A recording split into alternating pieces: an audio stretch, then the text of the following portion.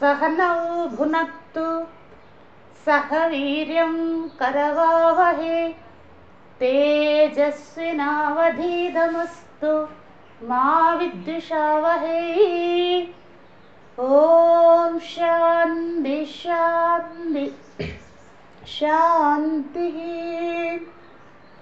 ॐ सदाशिवसमारम्भां शङ्कराचार्यमध्यमाम् अस्मदाचार्यपर्यन्तां वन्दे गुरुपरम्परां।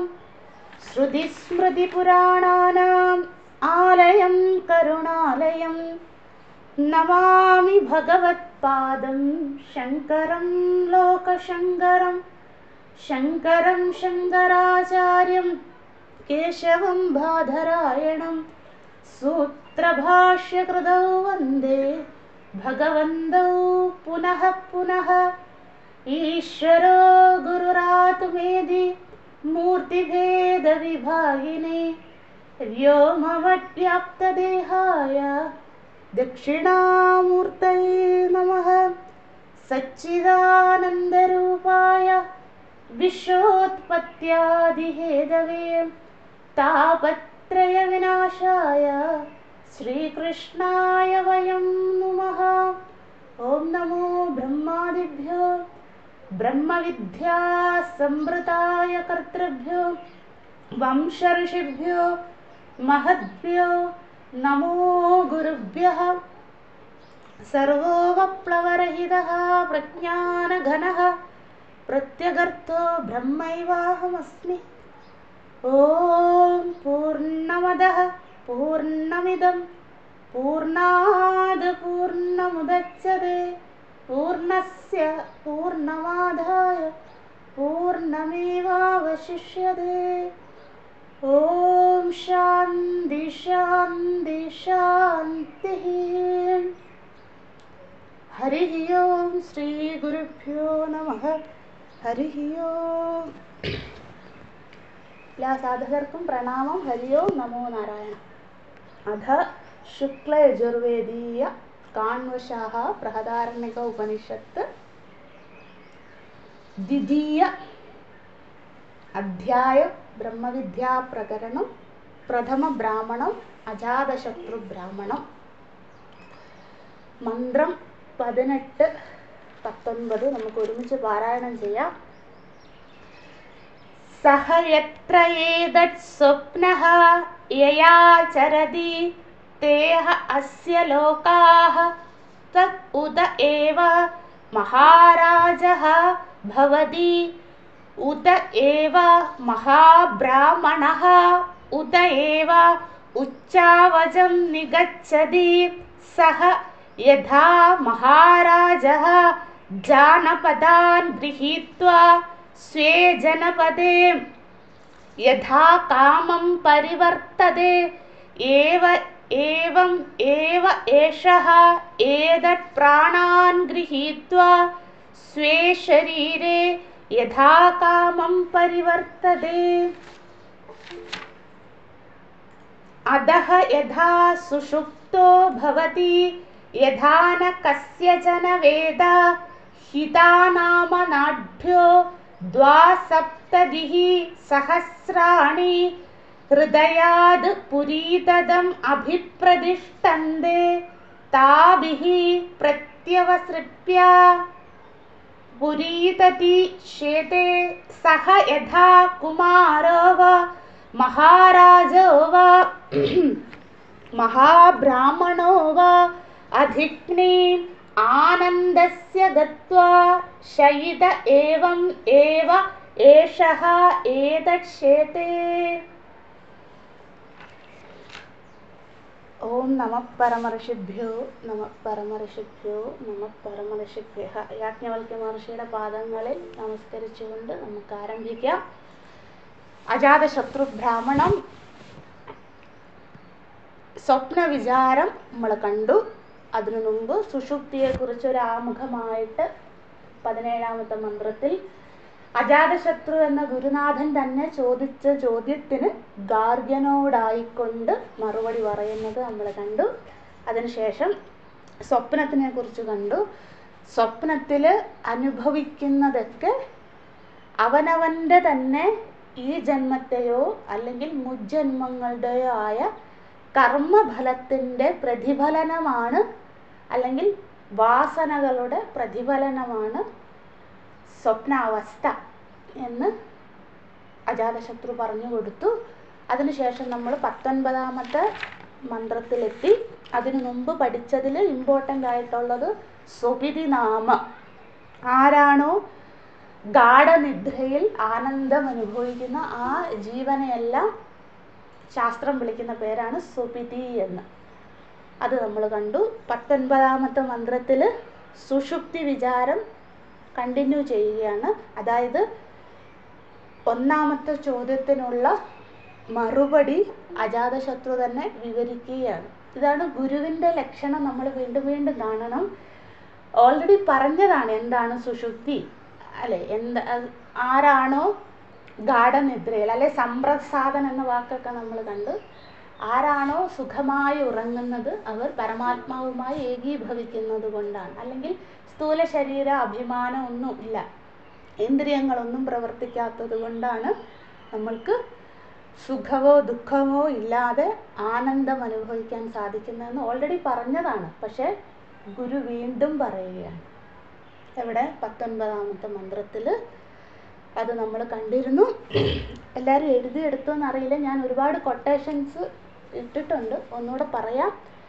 അതായത് ഈ ഹിതാ നാഡിയെക്കുറിച്ച് നമ്മൾ ഒരുപാട് സ്ഥലത്ത് കണ്ടതാണ്. അപ്പോൾ ഈ പല ഉപനിഷത്തുക്കളിലും ആവർത്തിക്കുന്ന കാര്യം ബൃഹദാരണ്യം എത്തുമ്പോൾ അവിടെ വീണ്ടും ആവർത്തിക്കുകയാണ്. അപ്പോൾ അതിൻ്റെ അർത്ഥം അതൊക്കെ പ്രാധാന്യമുള്ളതാണ്. അതുകൊണ്ടാണ് ഈ കൊട്ടേഷൻസ് പറയുന്നത്. നമ്മൾ കണ്ടിരുന്നു. എന്തായിരുന്നു? അധഃ യഥാ സുഷുപ്തോ ഭവതി. അതായത് സ്വപ്നാവസ്ഥ കഴിഞ്ഞു ഗാർഗ്യ, ഞാൻ വീണ്ടും നിന്നോട് ഉറക്കത്തിനെ കുറിച്ച്, സുഷുപ്തിയെക്കുറിച്ച് പറഞ്ഞു തരാം എന്ന് പറഞ്ഞു. സുഷുപ്തി അവസ്ഥയെക്കുറിച്ച് വീണ്ടും ആവർത്തിക്കുകയാണ്. എന്താണ്? യഥാന കസ്യജന വേദ. ആ സുഷുപ്തി അനുഭവിക്കുന്ന, അല്ലെ ഗാഠനിദ്രയിലേക്ക് പോകുന്നയാള് ഒന്നും അറിയുന്നില്ല. വേദ ന വേദ, ഒന്നും അറിയുന്നില്ല. എന്നിട്ട് പറയുന്നു, പക്ഷെ ഒന്നും അറിയുന്നില്ലെങ്കിലും ആ ജീവന്റെ ഹിത എന്ന പേരോട് കൂടിയ നാഡി, നാഡി അറിയാലോ അല്ലേ എല്ലാവർക്കും? നാഡി എന്ന് വെച്ചാൽ നമ്മൾ മലയാളത്തിൽ ഞരമ്പെന്ന് പറയും, ഇംഗ്ലീഷിലാണ് നെർവ് എന്ന് പറയും, അല്ലേ? അത് തന്നെ. ഹിത നാമ നാഠ്യോ. നാഠ്യോ എന്ന് പറയുമ്പോൾ ബഹുവചനം, നാഡികൾ. എത്ര എണ്ണം ഉണ്ടെന്ന് പറഞ്ഞു? 2,700,000, അനേകം. ഇത്രയും നമ്പർ പറഞ്ഞു. അത് വേണ്ടവർ എഴുതിക്കോളൂ. ഇതൊരു മധ്യമ സംഖ്യയാണ്. ഭഗവാൻ ഭാഷ്യകാരൻ തന്നെ ഭാഷ്യത്തിൽ പറയുന്ന പേരാണ് മധ്യമ സംഖ്യ എന്ന്. അതായത് ആവറേജ് നമ്പർ. എന്ത് പറയുക അതിന്? മധ്യമ സംഖ്യ. അതായത് ഇത് ഒരു പെർഫെക്റ്റ് നമ്പർ അല്ല, ഇതൊരു ഏകദേശ കണക്ക് പറയുകയാണ്, അല്ലേ? അതായത് നമ്മളോട് തർക്കിക്കാനായിട്ട് പല ആളുകളും വരും. അപ്പോൾ അതിനെ ഖണ്ഡിക്കാനായിട്ട് പറയുകയാണ്. അല്ല, നമ്മുടെ മനസ്സിൽ തന്നെ ഉണ്ടാകരുത്. ഇതെങ്ങനെ യാജ്ഞവൽക്യ മഹർഷിക്ക് അറിയാം ഇത്രയും നമ്പറെന്ന്? അങ്ങനെ ചിന്തിക്കുന്ന മൂർഖന്മാരുണ്ട്. അതുകൊണ്ട് അതിനെ ക്ലാരിഫൈ ചെയ്യാനായിട്ട് പറയുകയാണ്. ഇതൊരു മധ്യമ സംഖ്യയാണ്. ഇത് കൂടിയും കുറഞ്ഞും ഇരിക്കാം. എത്ര? 72,000 ഈ നെർവസ് ഉണ്ടെന്ന് പറയുകയാണ്. അപ്പോൾ ഇതിനെ എന്താണ് നമ്മൾ പറഞ്ഞിരുന്നു?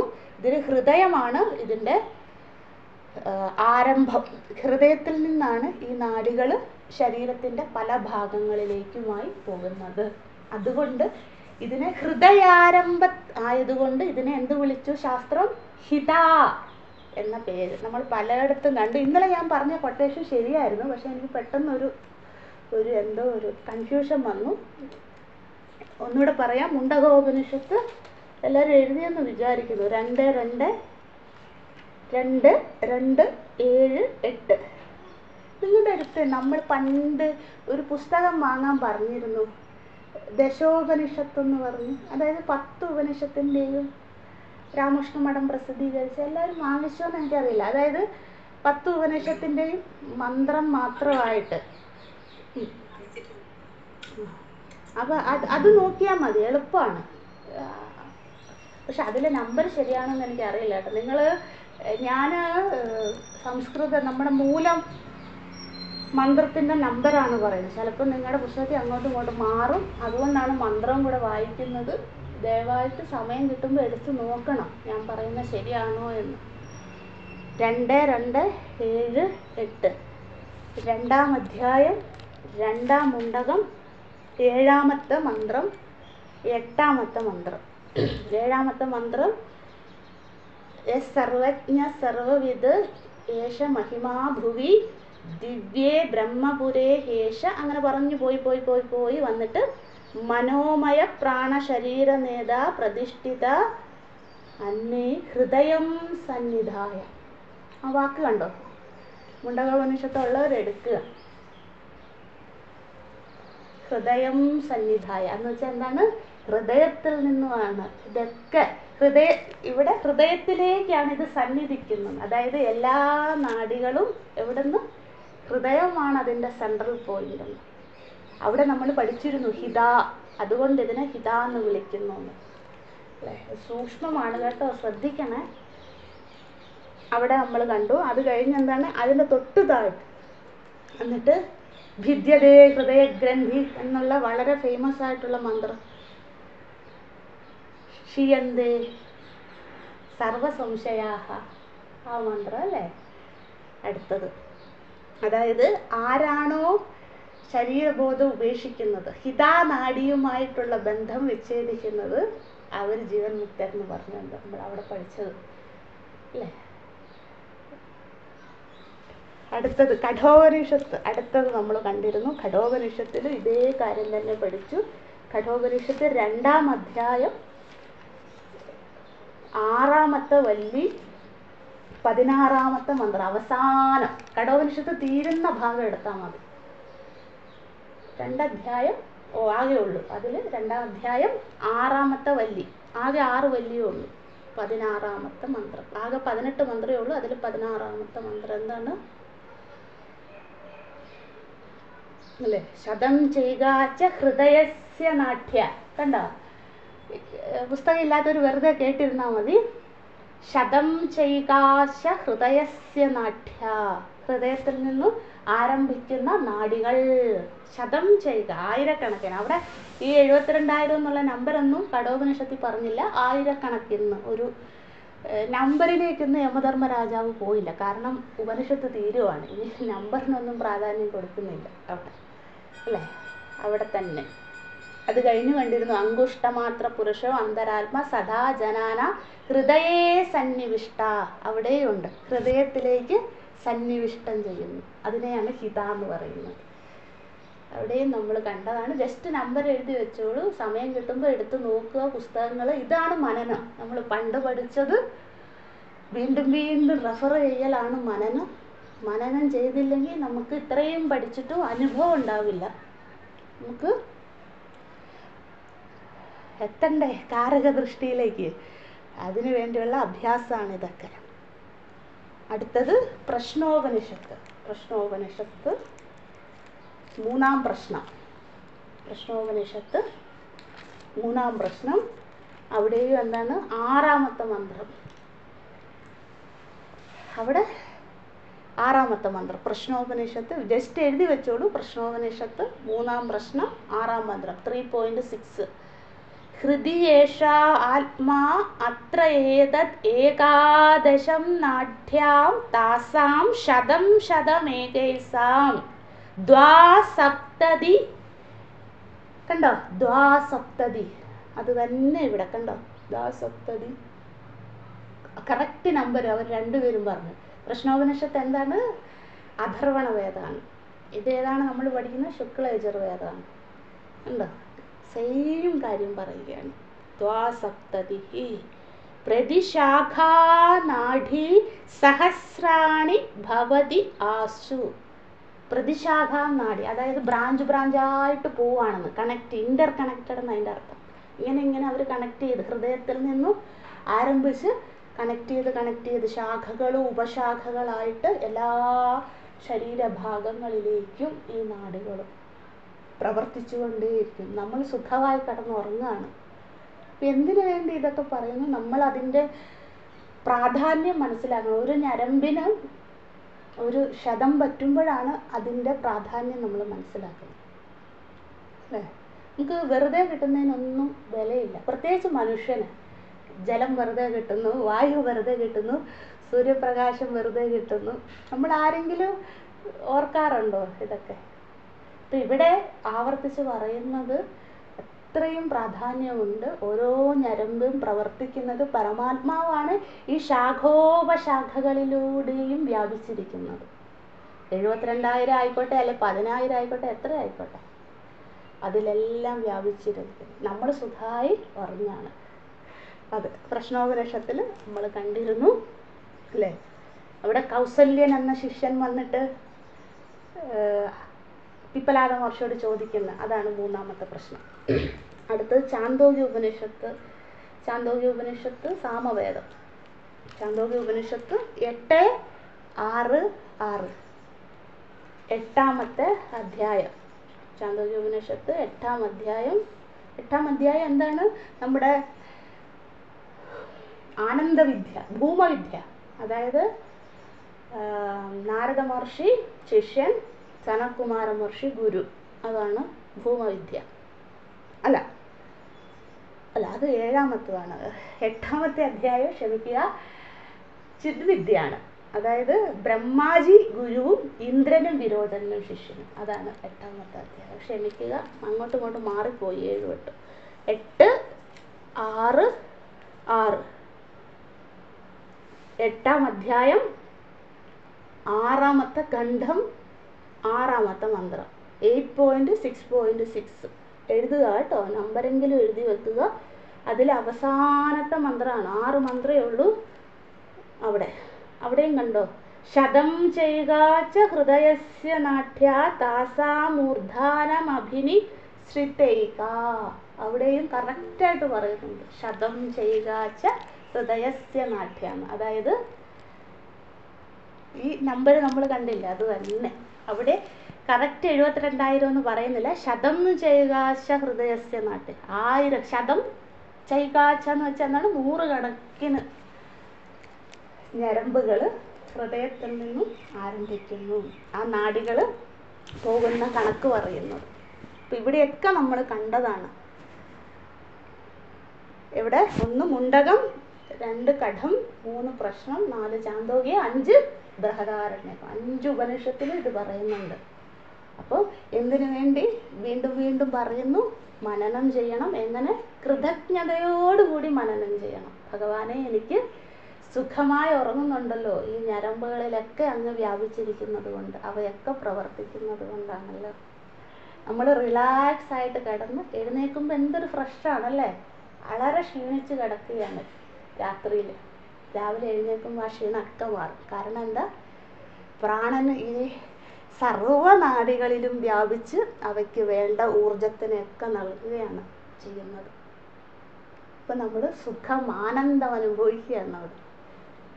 ആ കൃതാർത്ഥതയാണ് യാജ്ഞവൽക്യ മഹർഷി നമ്മളോട് പറയുന്നത്, അല്ലെ അജാതശത്രു ഗാർഗ്യനോട് പറയുന്നത്.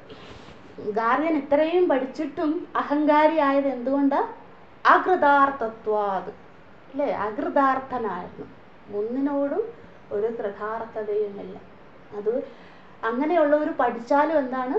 അവരെ വിട്ട് അഹങ്കാരം പോവില്ല. അതിനുദാഹരണമാണ് ഗാർഗ്യൻ, അല്ലേ? അത് നമ്മൾ കണ്ടു.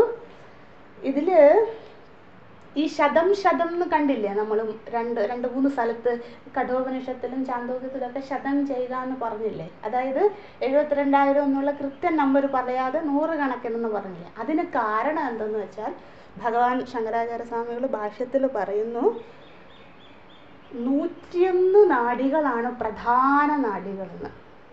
ഈ 72,000-ൽ 101 മുഖ്യ നാഡികൾ. ശതം ച ഏകം, ശതം ച ഏകം എന്ന് വെച്ചാൽ 101. ശതം ച ഏകം നാഡ്യാ മുഖ്യഃ. ശതം ച ഏക, ശതം ച ഏക എന്ന് വെച്ചാൽ 101. ശതം എന്ന് വെച്ചാൽ 100. ച ഏക എന്ന് വെച്ചാൽ 1. ഛ ഏക എന്ന് വെച്ചാൽ 100ഉം അതിനോടൊപ്പം 1 എന്ന് വെച്ചാൽ 101. ശതം ച ഏക നാട്യ മുഖ്യ എന്ന് പറയും. അതായത് ഈ 72,000-ൽ 101 മുഖ്യം. ബാക്കി 101-ൽ നിന്ന് പിന്നെ ഉപശാഖകളായി മാറുകയാണ്. അതായത് 101 ശരീരം മുഴുവൻ മെയിൻ ഞരമ്പുകൾ, പ്രധാന ഞരമ്പുകൾ 101 അതിൻ്റെ പിന്നെ പ്രധാനത്തിൽ നിന്നും ഉപശാഖകളായിട്ട് ബാക്കി ഇങ്ങനെ പോയാണ് 72. അതുകൊണ്ടാണ് കഠോപനിഷത്തിലും ചാന്തോക്യത്തിലും ഒക്കെ ശതം ച ഏക എന്ന് പറയുന്ന നമ്പർ പറഞ്ഞിരിക്കുന്നത്. അല്ലേ, മനസ്സിലാവുന്നുണ്ടെന്ന് വിചാരിക്കുന്നു. ശ്രദ്ധിക്കണേ അല്ലേ. അപ്പം ഇതിന് ഹിത എന്ന് വിളിക്കുന്നു. അത് നമ്മൾ കണ്ടു. എന്നിട്ട് എന്താണ് അടുത്തത് കണ്ടത്? ഹൃദയാത് പുരീതതം അഭിപ്രതിഷ്ഠന്തേ. ഇവയൊക്കെ എന്താണ്? ഹൃദയമാണ് ഇതിനൊക്കെ ആധാരം എന്ന് കണ്ടു. അതിനുശേഷം നമ്മൾ കണ്ടു, നമ്മൾ ജാഗ്രത ആയിക്കോട്ടെ, സ്വപ്നം ആയിക്കോട്ടെ, സുഷുപ്തി ആയിക്കോട്ടെ, ഏതവസ്ഥയിൽ കൂടെ കടന്നു പോയാലും ഇവയൊക്കെ അവയുടെ ധർമ്മം ചെയ്തുകൊണ്ടേയിരിക്കുന്നു. ഈ താഭിഹി പ്രത്യപസൃപ്യാന്ന് നമ്മൾ കണ്ടല്ലോ. അത് അജാതശത്രു എന്ന ഗുരുനാഥൻ നമ്മുടെ തലയ്ക്കിട്ട് ഒരു അടി തരികയാണ്. എന്തടിയാണെന്ന് വെച്ചാൽ, ഈ ഞരമ്പുകളൊക്കെ അവയുടെ ധർമ്മം നമ്മൾ ഉണർന്നിരിക്കുമ്പോഴും സ്വപ്നം കാണുമ്പോഴും ഒക്കെ ചെയ്യുന്നുണ്ട്. അദ്ദേഹം നമ്മളോട് ചോദിക്കാതെ ഒരു ചോദ്യം ചോദിക്കുകയാണ്. ഭാഷ്യത്തിൽ പറയുന്നതാണ്, നീ നിന്റെ ധർമ്മം ചെയ്യുന്നുണ്ടോ എന്ന്. ശ്രദ്ധിക്കണേ. താഭിഹി പ്രത്യപസൃഷ്ട വളരെ സിമ്പിൾ വാക്കാണ്. എന്നുവെച്ചാൽ ഈ ഞരമ്പുകൾ ഹൃദയത്തിൽ നിന്നും പോകുന്ന ഇവയൊക്കെ അവയുടെ ധർമ്മം സദാ ചെയ്യുന്നു. നീ നിന്റെ ധർമ്മം ചെയ്യുന്നുണ്ടോ എന്ന് ഗുരുനാഥൻ ചോദിക്കുകയാണ്. അതാണ് ഞാൻ പറഞ്ഞത്, നമുക്കിട്ട് ഒരു അടി തരികയാണ്. നമ്മുടെ ധർമ്മം എന്താണെന്ന് ഞാൻ പറയേണ്ട കാര്യമില്ല, എല്ലാവർക്കും അറിയാം. എന്താണ് എൻ്റെ ധർമ്മം, അത് ഞാൻ ചെയ്യുന്നുണ്ടോ എന്ന് ചിന്തിക്കുക. ചെയ്യുന്നുണ്ടെങ്കിൽ സന്തോഷം, ഇല്ലെങ്കിൽ നമ്മളാൽ ആവും വിധം ചെയ്യുവാൻ ശ്രമിക്കുക. അറിയാമല്ലോ, ബ്രഹ്മചര്യധർമ്മം, ഗൃഹസ്ഥധർമ്മം, വാനപ്രസ്ഥധർമ്മം, സന്യാസധർമ്മം ഒക്കെ നമ്മൾ പല സ്ഥലത്തും കണ്ടതാ. അതിലേക്ക് പോകുന്നില്ല. പക്ഷെ ഒരു മനനത്തിനായി ഒരു കാര്യം മാത്രം പറയുന്നു, ചിന്തിക്കുക. സ്വധർമ്മം നിധനം ശ്രേയഃ പരധർമ്മോ ഭയാവഹം, ഭഗവത്ഗീത. അതെ. എന്നിട്ട് പുരീതതേ രഥേ അല്ലേ, എന്ന് വെച്ചാൽ എന്താണ്? ഈ നാഡികളെല്ലാം ഹൃദയത്തിൽ നിന്നും ആരംഭിക്കുന്നു. അവയെല്ലാം അതിൻ്റെ ധർമ്മം ചെയ്യുന്നു. പറഞ്ഞ കാര്യം തന്നെ വീണ്ടും പറയുന്നു. പിന്നെ എന്താണ്? അയാൾ കുമാരനായിക്കോട്ടെ, രാജാവായിക്കോട്ടെ, മന്ത്രി ആയിക്കോട്ടെ, ചണ്ടാളനായിക്കോട്ടെ, ആരും ആയിക്കോട്ടെ, അവരുറങ്ങുന്ന സമയത്ത് അവർ ആനന്ദം അനുഭവിക്കുന്നു അല്ലേ. ആനന്ദസ്യ ഗത്വാ അനുഭവതി, പരമമായ ആനന്ദത്തെ അനുഭവിക്കുന്നു. ശൈത ഏവ ഏഷഃ ഏതശ്ശേതേ. അതുകൊണ്ടാണ് ഒരാൾ ശൈത എന്ന് വെച്ചാൽ ഇവിടെ നമ്മൾ വെറുതെ കടക്കുക എന്നല്ല, ശയനം എന്ന് വെച്ചാൽ കടപ്പെന്നാണ് അർത്ഥം കേട്ടോ. അതെടുക്കരുത്. ഇവിടെ എന്താണ്? ഗാഢനിദ്ര എന്നെടുക്കണം. ശൈത എന്ന വാക്കിൻ്റെ അർത്ഥം സുഷുപ്തി എന്നാണ്. ആരാണോ ഗാഢമായി ഉറങ്ങുന്നത് അവർ ആനന്ദം അനുഭവിക്കുന്നത്. ആരും ആയിക്കോട്ടെ. അതോടുകൂടി നമ്മൾ അവസാനിച്ചു 19ാമത്തെ മന്ത്രം. നമുക്ക് അടുത്തതിലേക്ക് പോകാം. എല്ലാവരും ഓക്കെ ആണെന്ന് വിചാരിക്കുന്നു. നല്ല പ്രാർത്ഥനയോടുകൂടി ഇരിക്കണം, എങ്കിലേ മനസ്സിലാവുകയുള്ളൂ. ഈ നമ്മൾ മുക്തികോപനിഷത്തൊക്കെ പഠിച്ചപ്പോൾ ഒരുപാട് കഥകളുണ്ടായിരുന്നു അതിൽ പറയാനായിട്ട്. ഭഗവാൻ രാമൻ്റെ കഥ, രാമായണവും ഒരുപാടുണ്ടായിരുന്നു. ഇതിലതൊന്നും ഇല്ല കേട്ടോ. അപ്പം ബോറടിക്കരുത് ആർക്കും. ഇപ്പം കഥ പറയാൻ തുടങ്ങി, എപ്പോൾ വേണമെങ്കിൽ നമുക്ക് പലയിടത്തു നിന്നും പലതും ഇതിൻ്റെ അകത്ത് കുത്തിത്തിരുക, വേണമെങ്കിൽ പറയാം അല്ലേ. അതിൻ്റെ ആവശ്യമില്ല ബൃഹദാരണ്യത്തിന്. പിന്നെ കഥ പറഞ്ഞാൽ 2 വർഷം 3 വർഷം എടുക്കും തീരാൻ. അപ്പം നമ്മൾ PhD സ്റ്റുഡൻസാണ്, ആ സീരിയസ്നെസ് ഉണ്ടായിരിക്കണം അല്ലേ. സൂക്ഷ്മമായിട്ടാണ് ഇനിയും പോകുന്നത്. അതുകൊണ്ടാണ് ഞാൻ പറയുന്നത്, ഇത് അവസാനിക്കുന്നത് വരെ എനിക്ക് പഠിക്കാൻ സാധിക്കണം, മനസ്സിലാക്കാൻ സാധിക്കണം, അതിനുള്ള ആരോഗ്യം ഉണ്ടായിരിക്കണം. അതിനു വേണ്ടിയാണ് പറയുന്നത്. തമാശയല്ല, ബൃഹദാരണ്യം സൂക്ഷ്മമാണ്. പ്രാർത്ഥനയോടെ കൃതാർത്ഥതയോടുകൂടി ഇരിക്കുക. നമുക്ക് അടുത്തതിലേക്ക് പോകാം. മന്ത്രം 20. സഹ യഥോർണനാഭിഹി. ഇപ്പം കത്തണം എവിടെയാ പഠിച്ചെന്ന്. യഥോർണനാഭിഹി മുണ്ടകം.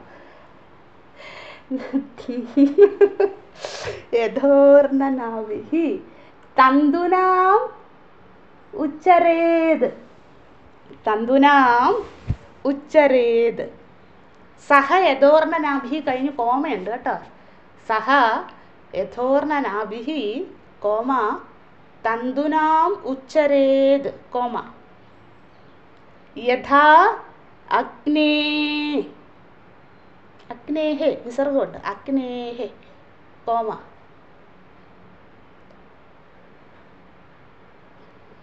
ക്ഷുദ്ര വിസ്ഫുലിംഗാഃ കോമ ക്ഷുദ്ര വിസ്ഫുലിംഗാഃ കോമ യുച്ചരന്തി കോമ ഏവം ഏവ അസ്മാദ്. ഏവം ഏവ അസ്മാദ് ആത്മനഃ കോമ ആത്മനഃ കോമ സർവേ പ്രാണാഃ കോമ സർവേ ലോകാഃ കോമ സർവേ ദേവാഃ കോമ സർവേ സർവാണി ഭൂതാനി കോമ യുച്ചരന്തി കോമ. അത് കഴിഞ്ഞ് ബാക്കി മുഴുവൻ അണ്ടർലൈൻ ചെയ്തോളൂ, അല്ലെങ്കിൽ ഹൈലൈറ്റ് ചെയ്യുക. കാണാണ്ട് പഠിക്കുക സാധിക്കുന്നവർ അവിടെ കാണാണ്ട് പഠിക്കുക. അത്രയും. തസ്യ ഉപനിഷദ് സത്യസ്യ സത്യം ഇതി. ഇനി മുഴുവൻ പഠിക്കാൻ പറ്റാത്തവർ ആ വാക്കെങ്കിലും പഠിക്കുക. സത്യസ്യ സത്യം. തസ്യ മുഴുവൻ അണ്ടർലൈൻ ചെയ്തോളൂ, ഇമ്പോർട്ടൻ്റ് ആണത്. തസ്യ ഉപനിഷത്ത് സത്യസ്യ സത്യം ഇതി കോമ. തസ്യ ഉപനിഷത്ത് കഴിഞ്ഞ് കോമയുണ്ട്. തസ്യ ഉപനിഷത്ത് കോമ സത്യസ്യ സത്യം ഇതി കോമ പ്രാണാവൈ സത്യം കോമ തേഷാം ഏഷ സത്യം. തേഷാം ഏഷ. ഏഷ കഴിഞ്ഞ് വിസർഗമുണ്ട് കേട്ടോ. തേഷാം ഏഷഃ എന്നാണ്. തേഷാം ഏഷഃ സത്യം. ഒന്നുകൂടെ പറയാൻ ശ്രദ്ധിക്കുക.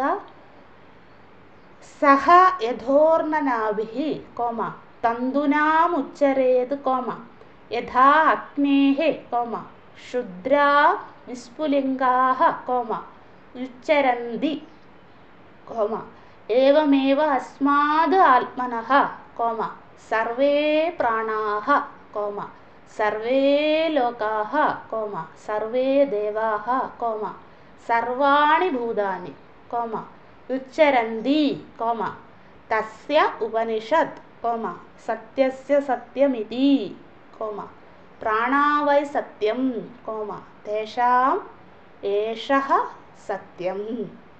പൂർണ്ണവിരാമം. നമുക്ക് ഒരുമിച്ച് പാരായണം ചെയ്യാം.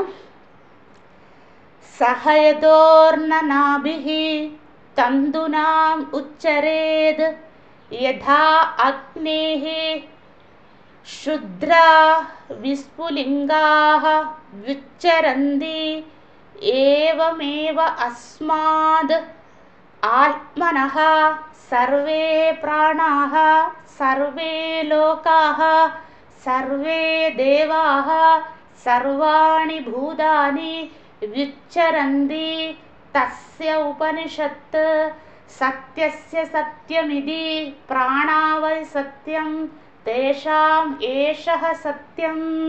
ഒന്നുകൂടെ ചൊല്ലാം.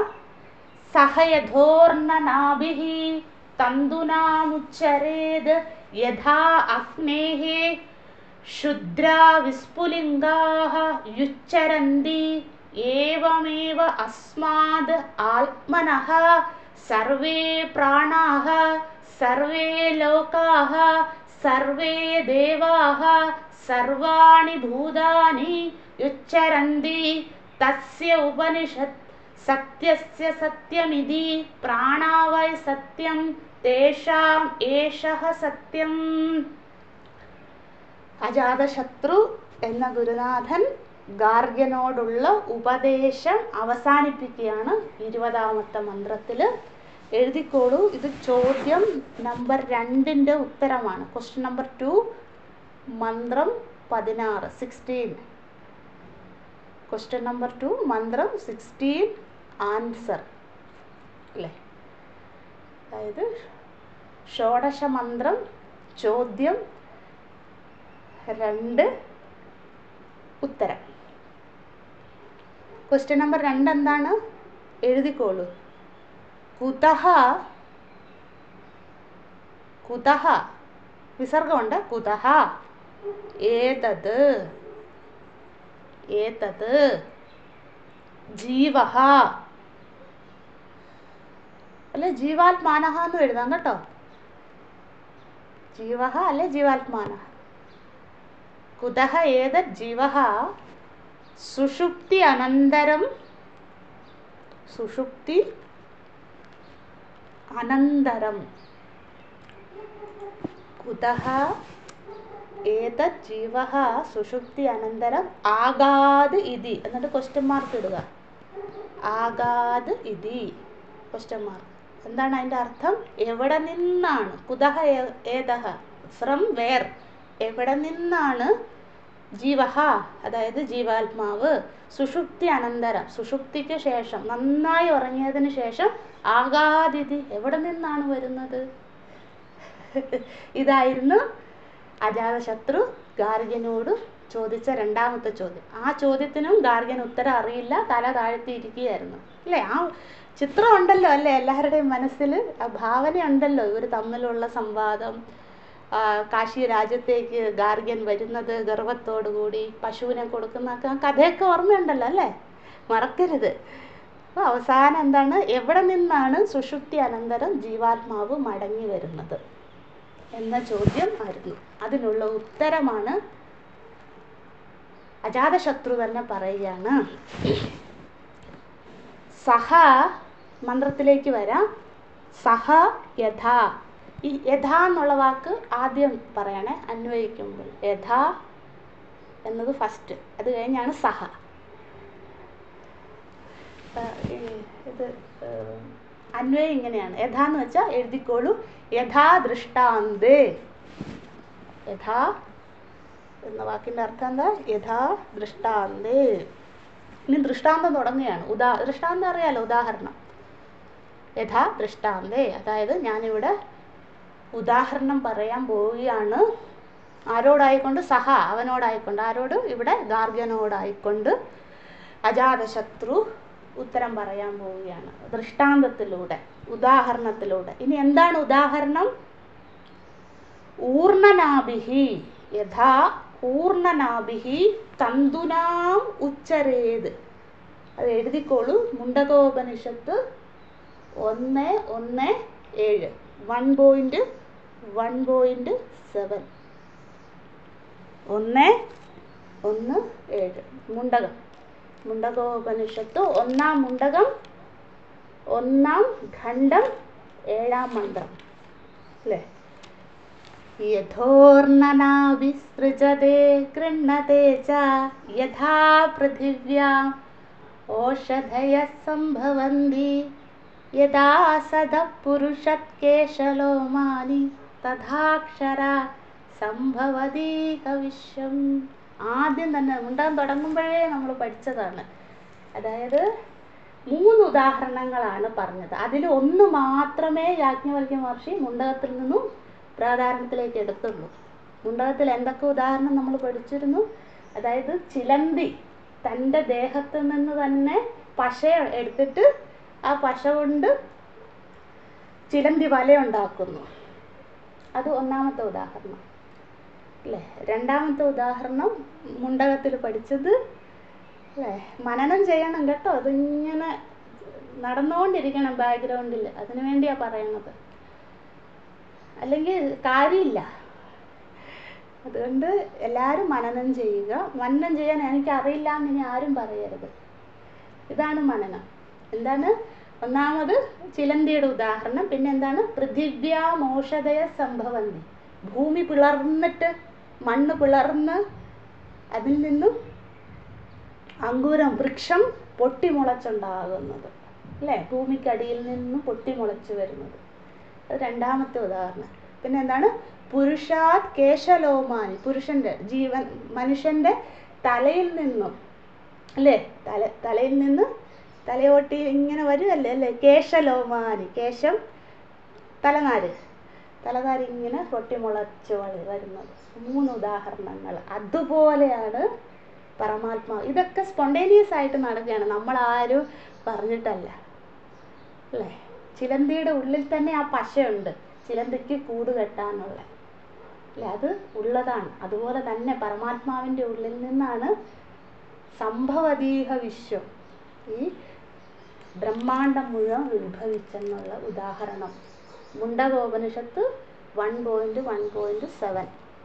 അതിൽ ഒന്നാമത്തെ ഉദാഹരണം ഇവിടെ അജാതശത്രു ഗാർഗനോട് പറയും. നിങ്ങൾ ശ്രദ്ധിച്ചോ എന്ന് എനിക്കറിയില്ല, നമ്മൾ ഈ അജാതശത്രു ബ്രാഹ്മണൻ കണ്ടതിൽ മുഴുവൻ ഉപനിഷത്ത് ഉദ്ധരണികളാണ്, അല്ലേ? കടം കണ്ടു, പ്രശ്നം കണ്ടു, ചാന്തോക്യം കണ്ടു. എന്തുകൊണ്ടായിരിക്കും അജാതശത്രു ഭഗവത്ഗീതയോ അല്ലെ പുരാണ ഇതിഹാസങ്ങളൊന്നും ഉദ്ധരിക്കാതെ ഉപനിഷത്ത് തന്നെ ഉദ്ധരിക്കുന്നത്? ആരേലും അങ്ങനെ ഒരു ചോദ്യം ഉള്ളിലുണ്ടായോ എന്ന് എനിക്കറിയില്ല. ഇല്ലെങ്കിൽ ഉണ്ടാവണം. അതിന് കാരണം എന്താണ്? തൻ്റെ മുന്നിലിരിക്കുന്ന ഗാർഗ്യൻ 12 വർഷം വേദം പഠിച്ച് വന്ന വിദ്യാർത്ഥിയാണ്. എന്തുകൊണ്ടാണ് ഉപനിഷത്ത് ഉദ്ധരണികൾ വരുന്നത്? ഇതെല്ലാം പഠിച്ച ആളാണ് ഗാർഗ്യൻ. ആ ഗാർഗ്യന് ഇതൊക്കെ അറിയാം. ഇതൊക്കെ തൻ്റെ ഉപബോധ മനസ്സിൽ കാണും. ഗാർഗ്യൻ്റെ ഗർവം കാരണം, മായ കാരണം, അജ്ഞാനം കാരണം അദ്ദേഹത്തിന് അതെല്ലാം മറഞ്ഞിരിക്കുകയാണ്. അപ്പോൾ എന്താണ്? ഗുരു ഒന്ന് പൊടി തട്ടി എടുക്കുന്നതേ ഉള്ളൂ, അല്ലേ? മനസ്സിലാവുന്നുണ്ടല്ലോ, അല്ലേ? അതുകൊണ്ടാണ് ഈ ഉപനിഷത്ത് ഉദ്ധരണികൾ ആവർത്തിക്കുന്നത്. ഗാർഗ്യൻ നമ്മൾ കണ്ടിരുന്നു, അദ്ദേഹം പഠന അനന്തരം ആദ്യമായിട്ട് കാശി രാജാവിൻ്റെ അടുത്ത് വന്നിരിക്കുകയാണ്. അപ്പോൾ പഠിച്ചിറങ്ങി ഫ്രഷറാണ് അദ്ദേഹം. ഇപ്പോഴത്തെ ഈ MNC കമ്പനികൾക്കൊക്കെ ഫ്രഷേഴ്സിനെ മതി. കാരണം എന്താ? അവരുടെ തലച്ചോറിൽ ഇതൊക്കെ ഫ്രഷായിട്ടിരിക്കുന്നുണ്ടായിരിക്കും, പഠിച്ച കാര്യമൊക്കെ. അതുപോലെ തന്നെ ഗാർഗ്യൻ്റെ ഉള്ളിലുണ്ട്, പക്ഷേ അദ്ദേഹത്തിൻ്റെ അഹങ്കാരം അജ്ഞാനിയാക്കി മാറ്റിയെന്നേ ഉള്ളൂ. അതുകൊണ്ടാണ് ഇത് ആവർത്തിക്കുന്നത്, അല്ലേ? നമ്മൾ ഗീതയൊന്നും ഇവിടെ കണ്ടില്ലല്ലോ, അല്ലേ? ഓക്കെ. പൂർണ്ണനാഭിഹി തന്തുനാം ഉച്ചരേത്. ചിലന്തി, അല്ലേ? ചിലയിടത്ത് മാറാമ്പലം എന്ന് പറയും. മാറാമ്പലം എന്ന് പറയാറില്ല, അല്ലേ? അത് ചിലന്തി എന്ന് അറിയാമല്ലോ. തൻ്റെ തല എന്താണ്? തൻ്റെ ശരീരത്തിൽ നിന്ന് എന്താണ് തന്തുനാം. തന്തു എന്ന് വെച്ചാൽ എന്താ? നൂല്, തന്തു. ആ നൂലിൽ നിന്ന് എന്താണ്? ചിലന്തി അതിൽ നിന്ന് എന്ത് ചെയ്യുന്നു? ഉച്ചരേത്. ഉച്ചരേതെന്ന് വെച്ചെൻ്റെ ഈ വേർഡ് മീനിങ് മേലോട്ട് ചരിക്കുക എന്നാണ്. പക്ഷെ ഇവിടെ എന്താണ്? ഇങ്ങനെ തൻ്റെ ശരീരം ഇങ്ങനെ ചലിപ്പിച്ച് അതിൽ നിന്നും ഈ പശ, ഈ നൂല് ഇങ്ങനെ ഉണ്ടാക്കി അത് വളരെ മനോഹരമായ ചിലന്തി വല ഉണ്ടാക്കും. അതിൻ്റെ വീട് തന്നെ അതാണ് തന്തു. മനസ്സിലത് ചിന്തിക്കണം കേട്ടോ. എന്താണ്? ചിലന്തി തൻ്റെ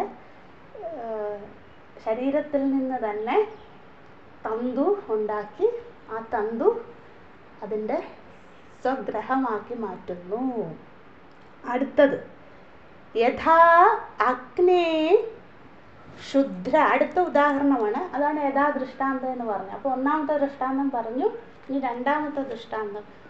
യഥാ അഗ്നേ ശുദ്ര വിസ്ഫുലിംഗാഹ. ഇതും നമ്മൾ മുണ്ടകോപനിഷത്തിൽ പഠിച്ചതാണ്.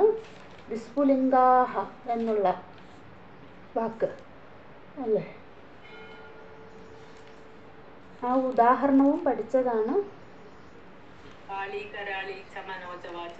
ആ അത് കഴിഞ്ഞിട്ടാണ് യഥാ കളി കരാളിച്ച മനോജവാച, അതൊക്കെ കഴിഞ്ഞിട്ട് ഇങ്ങോട്ട് വരണം. നമ്പർ ഞാൻ ഓർക്കുന്നില്ല. ആ ദ്വിതീയമുണ്ടകം. ആ ദ്വിതീയമുണ്ടകം പ്രഥമഖണ്ഡം. ദ്വിതീയമുണ്ടകം എന്ന് പറയുമ്പോൾ 2, പ്രഥമഖണ്ഡം എന്ന് പറയുമ്പോൾ 1. ദ്വിതീയമുണ്ടകം പ്രഥമഖണ്ഡം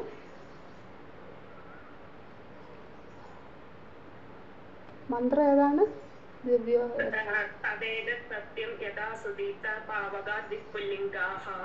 ആ തദേതത് സത്യം. നമ്പർ പറയും.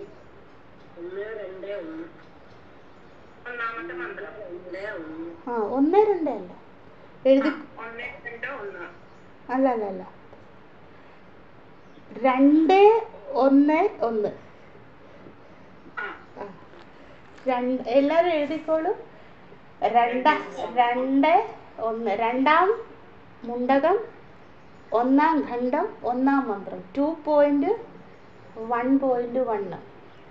തദേതത് സത്യം യഥാ സുദീപ്താത് പാവകാത് വിസ്ഫുലിംഗാഃ സഹസ്രശ പ്രഭവന്തേ സ്വരൂപാഃ തദാക്ഷരാധിവിദം സൗമ്യഭാവാഃ പ്രജായന്തേ തത്ര ചൈവാഭിയന്തി.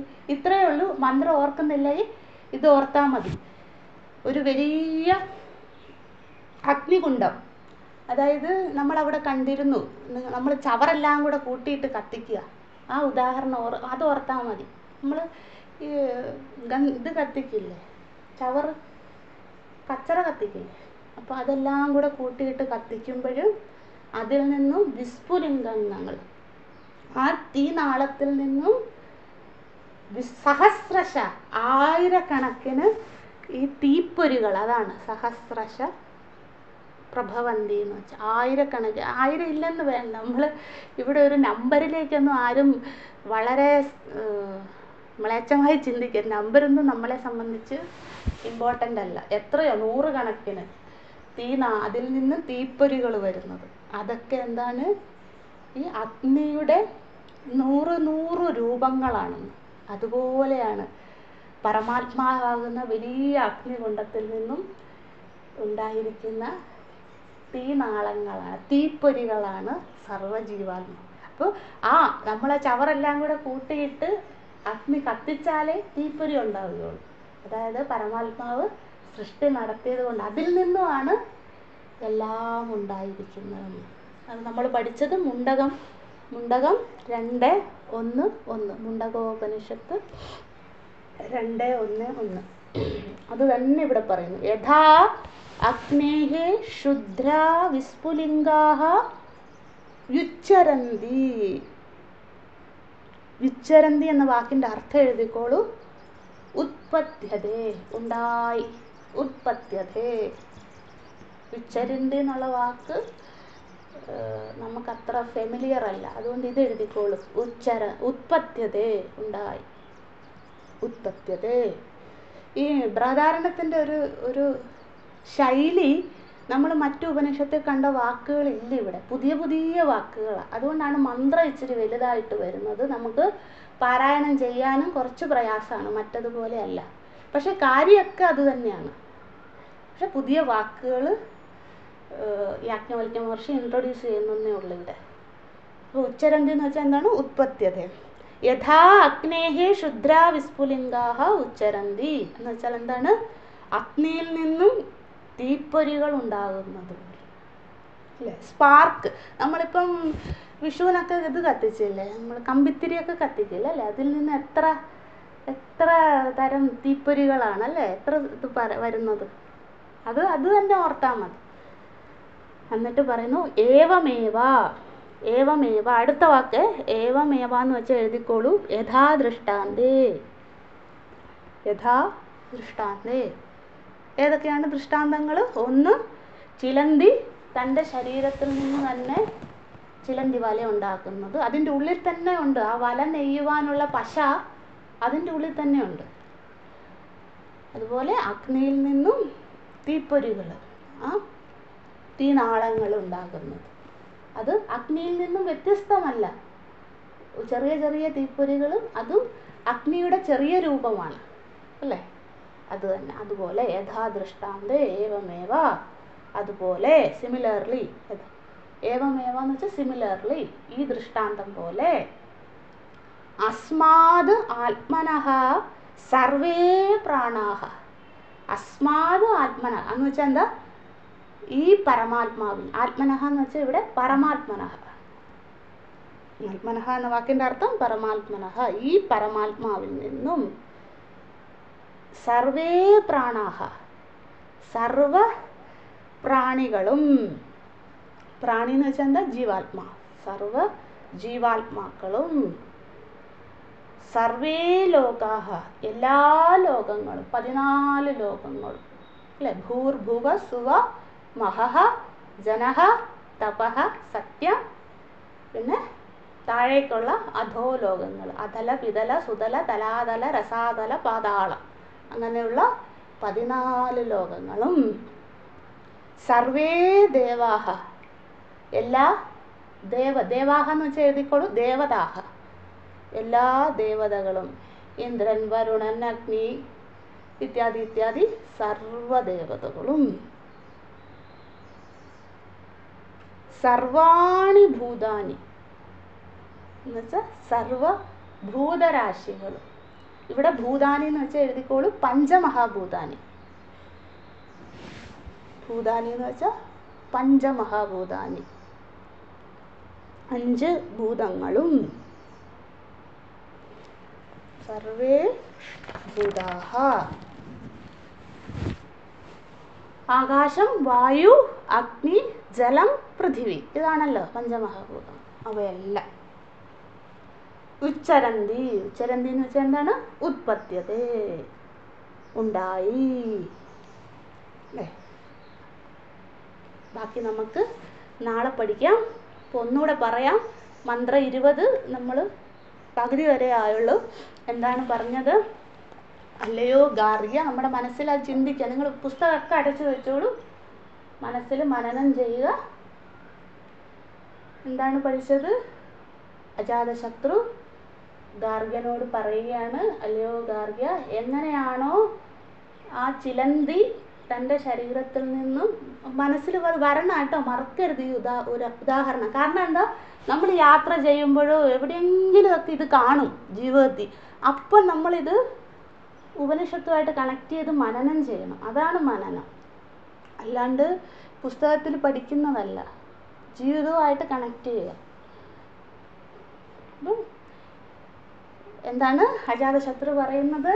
അല്ലയോ ഗാർഗ്യ, എങ്ങനെയാണോ ചിലന്തി തൻ്റെ ശരീരത്തിൽ നിന്നും നൂലുണ്ടാക്കി തൻ്റെ വല ചെയ്യുന്ന, തൻ്റെ ഉള്ളിൽ തന്നെ ഉണ്ടാ വല നെയ്യുവാനുള്ള നൂല്, തന്തു, അത് ചിലന്തിയിൽ നിന്നും അന്യമല്ല. അന്യമാണെങ്കിൽ അതിനുണ്ടാക്കാൻ സാധിക്കില്ല. തൻ്റെ ഉള്ളിൽ തന്നെ ഉള്ള അത്, അല്ലേ നമ്മൾ തന്നെ ഉണ്ടായത്. അച്ഛൻ്റെ അമ്മേൻ്റെ ഉള്ളിൽ നിന്നും, അത് അവരുടെ ഉള്ളിലുള്ളത് കൊണ്ടാണ് ഞാനെന്ന ജീവൻ ഉണ്ടായത്. ആ ഉദാഹരണവും നമുക്ക് എടുക്കാം, നമ്മുടെ തന്നെ ഉദാഹരണം എടുത്താൽ മതി അല്ലേ? അപ്പോൾ ഇവിടെ ചിലന്തിയുടെ ഉദാഹരണം പറയുന്നുണ്ട്. അതുപോലെ അഗ്നിയിൽ നിന്നും എങ്ങനെയാണോ ചെറിയ ചെറിയ തീപ്പൊരികൾ ഉണ്ടായത്, ഇതൊക്കെ എടുത്തിട്ടാണ് ഇവർ ബിഗ് ബാങ് എന്നൊക്കെ പറഞ്ഞ് എടുത്ത് കാച്ചുന്നത്. ഇത് എത്രയോ കാലം മുമ്പ് മഹർഷിമാർ പറഞ്ഞതാണ് അല്ലേ?